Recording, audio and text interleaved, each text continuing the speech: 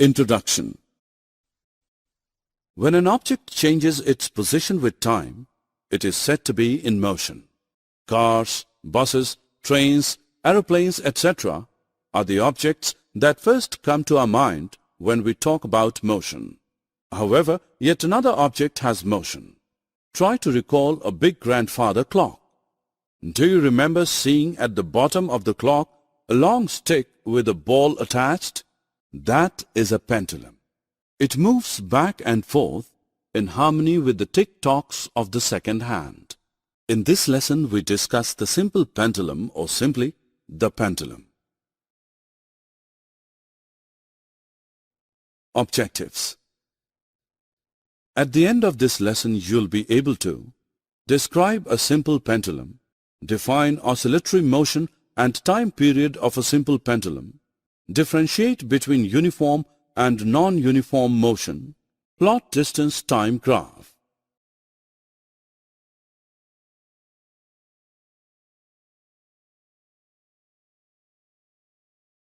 Have you ever observed a wall clock?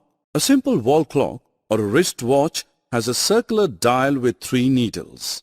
The circular dial is divided into 12 equal parts, with each division representing 5 minutes. Observe the dial more closely and you will find that it has 60 smaller divisions in it. A single small division represents 1 minute. The longest needle, which moves the fastest, is known as the second hand. It completes 1 revolution in 1 minute. The smallest needle, which is also the slowest, is called the hour hand. It completes 1 revolution in 12 hours. The needle smaller than the second hand and longer than the hour hand is the minute hand. It moves slower than the second hand but faster than the hour hand.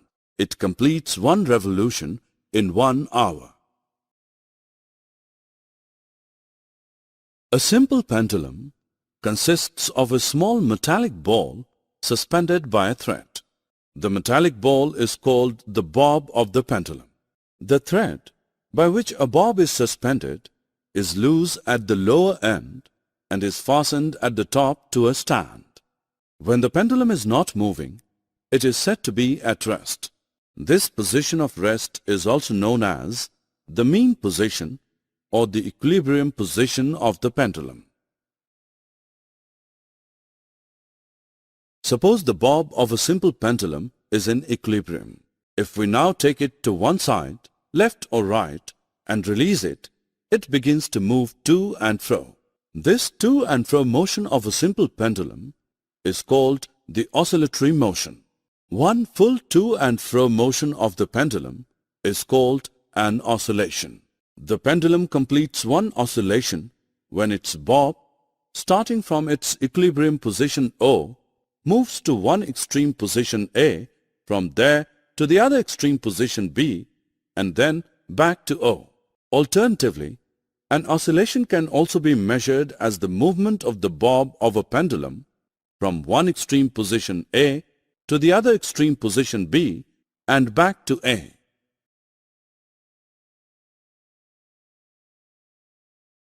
The time taken by the pendulum to complete 1 oscillation is called its time period.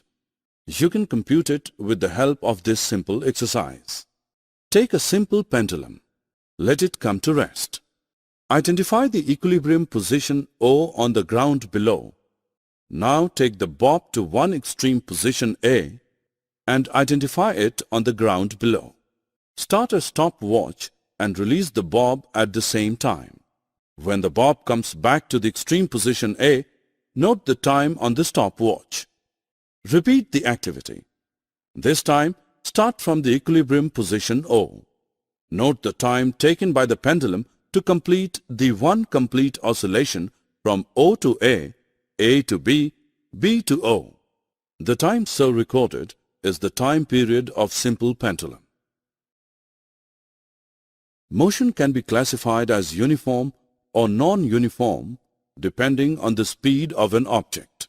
If the speed of an object moving along a straight line keeps changing, its motion is said to be non-uniform. A bus, for example, moves at varying speeds over varying stretches on its long route. Hence, its motion is non-uniform. If an object moves along a straight line at a constant speed, then it is said to be in uniform motion. A car, for example, may maintain the same speed when it covers a short distance. Motion of objects can be presented in pictorial form with the help of distance-time graph. For this purpose, first draw a horizontal line to represent the x-axis and a vertical line to represent the y-axis and mark them as OX and OY. Measure time along the x-axis and distance along the y-axis. Mark values for the time and the distance on the respective axes.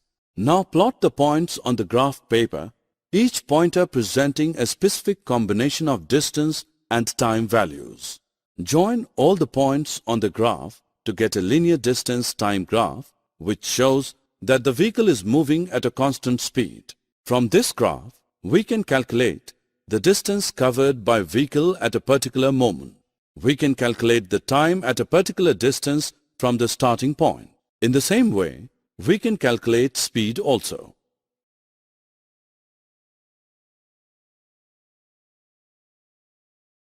Summary.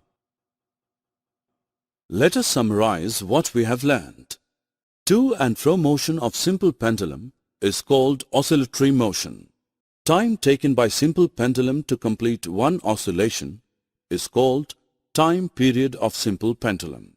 If an object moves along a straight line at a constant speed, its motion is said to be uniform. If an object moves along a straight line at a speed that keeps changing, its motion is said to be non-uniform. Motion of objects can be presented in pictorial form by their distance-time graph. The distance-time graph for the motion of an object moving with constant speed is a straight line.